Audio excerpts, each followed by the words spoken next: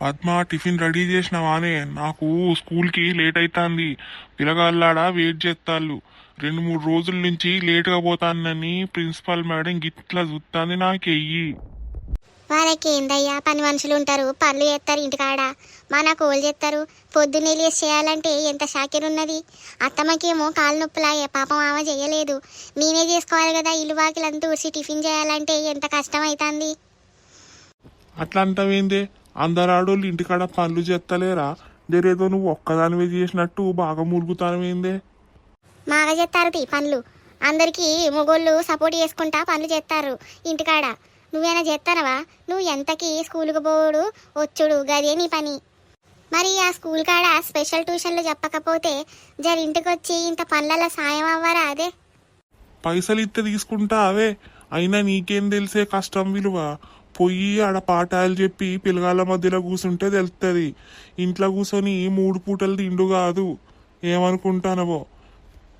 తెచ్చి పెడతా అంటే 3 పూటలు తినుకుంటా ఇంకా నన్నే అంటానవా పనులలో సాయం చేయమని? నీ తాడోళ్ళు అందరూ పనులు చేసుకొని పిల్లల్ని పెంచుకుంటలేరా? నువ్వు ఒక్కదానివే ఉన్నావా ఏంది? బాగా మాట్లాడతానో నోరు తెరిస్తే సంపుతా. అయ్యో, ఏంది బిడ్డ, ఏమైంది బిడ్డ నీకు? ఎడతాను ఏందే పొద్దున్నే? ఏం చెప్పాలత్తమ్మా? నేను ఏమనలేదు, వట్టిగా నన్ను ఎట్లా పడితే అట్లా తిట్టిపోతాడు, సంపుతాడాట. నేను ఏమన్నానత్తమ్మా? కొంచెం పనులల్లో సహాయంగా అని చెప్పినాకంతే. 3 పూటలు తింటానో 7 పూటలు తింటానో ఇంట్లో పని చేయ సాత కాదని ఎట్ట పడితే అట్నే తిట్టిండు అత్తమ్మ. అయ్యో బిడ్డ, ఏడవద్దు బిడ్డ. ఇంట్లో కూడా ఎడితే ఇంటికి అరిష్టం.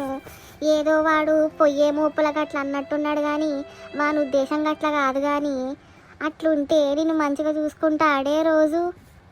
అవునత్తమ్మ, నువ్వు అన్నది కూడా కరెక్టే. కానీ ఎందుకో మనసుకు బాధ అనిపిస్తుంది.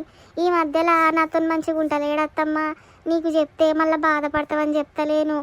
ఊక కసురుకుంటాడు. నాతో అస్సలు మంచిగా ఉంటలేడు. నేను వండితే కూడా వంకలు పెడతాడు. ఇంట్లో కూడా తింటలేడు ఆయన. అయ్యో, ఏదో డ్యూటీ మూపుల పడి అట్లున్నాడు కానీ అట్లా అంటాడు కాదు బిడ్డ. నువ్వు ఇవన్నీ మనసులో పెట్టుకోకు. 4 రోజులు ఆగితే అన్నీ సర్దు మనుగుతాయి. నువ్వు మంచిగుండు. నువ్వు మంచిగా ఉంటేనే ఆడు మంచిగా ఉంటాడు, చింటుగాడు మంచిగా ఉంటాడు. నాకు మనశ్శాంతి. గీ వయసులో మీరు బాధపడతా అంటే చూసుకుంటా నేను ఏముంటా బిడ్డ. సరే అత్తమ్మ, నువ్వు చెప్పినట్టే